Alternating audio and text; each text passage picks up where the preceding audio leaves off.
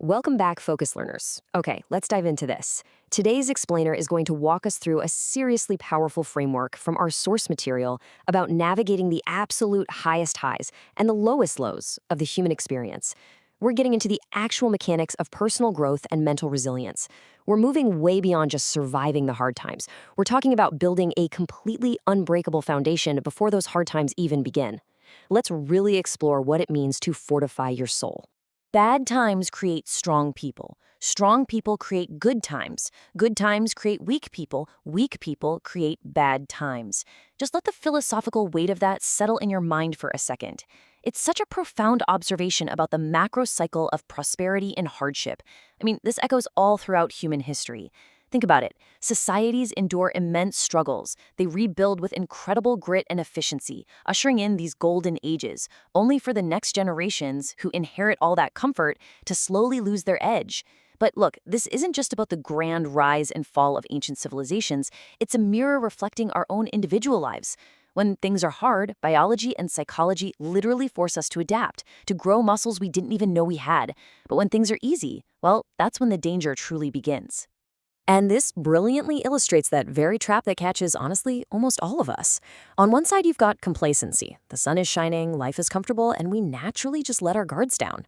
It's actually kind of funny how quickly that super strict, disciplined winter gym routine completely vanishes the exact second the weather gets nice enough for a patio brunch, isn't it? We stop pushing ourselves. We become entirely unprepared for a sudden change in the weather. But on the other side, resilience.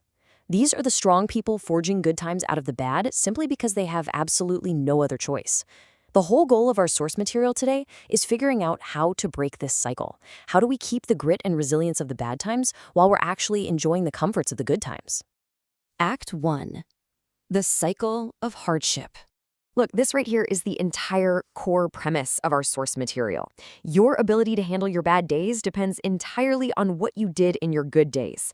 Now, psychologically, human beings suffer from this thing behavioral economists call present bias. We are literally hardwired by evolution to focus on immediate threats and immediate rewards.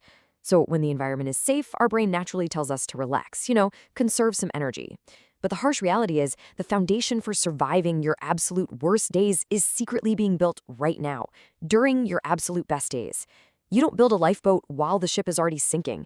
You build it meticulously while the ship is safely docked in the harbor. If you wait until a massive life crisis hits to suddenly try and develop emotional strength or patience or financial discipline, the water's already pouring in.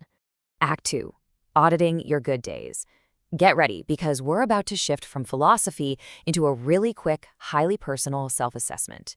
Think about your life right now, when the pressure is completely off. Just assume everything is going great. There are no major crises at work, no massive stressors at home.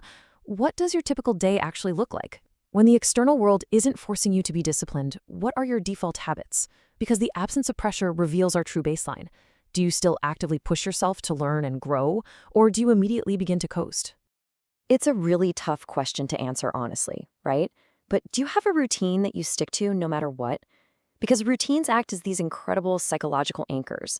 Are there productive activities you do consistently every single day?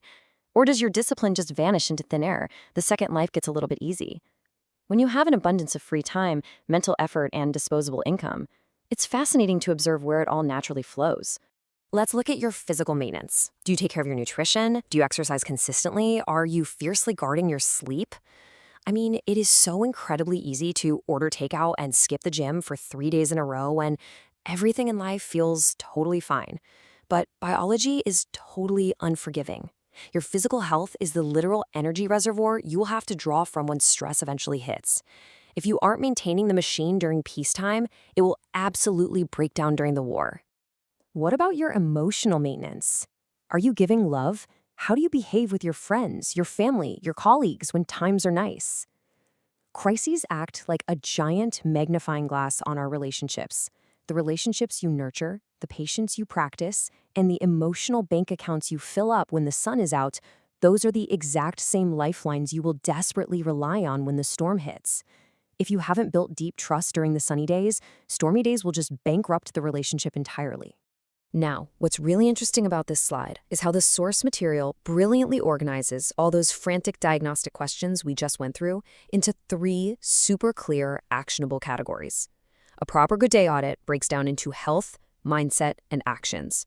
Think of these like an investment portfolio: your physical well-being, your emotional attitude towards others, and the literal currency of your life, how you actually choose to allocate your time, your effort, and your money. Because time and energy, they are finite resources. If we squander them on cheap distractions and complacency during our good times, we have zero capital to invest in real solutions during our bad times. Failing to invest in these three categories today is literally just manufacturing your own future vulnerability. Act 3, Fortifying the Soul.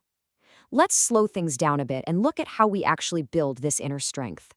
So the crucial point is that fortification isn't about, building a giant physical wall or hoarding a bunch of supplies in a doomsday bunker. The source defines it as the act of showing gratitude during good times and actively spending those days to improve, to grow, and to become a person who matters. It's an active state, not a passive one. Passive gratitude is just jotting down, "I'm thankful for the weekend," in a journal. Active gratitude is looking at a peaceful Saturday and saying, "Because I have the immense privilege of this free time right now, I am going to read a chapter of that book, or fix that leaking pipe, or finally call my mother."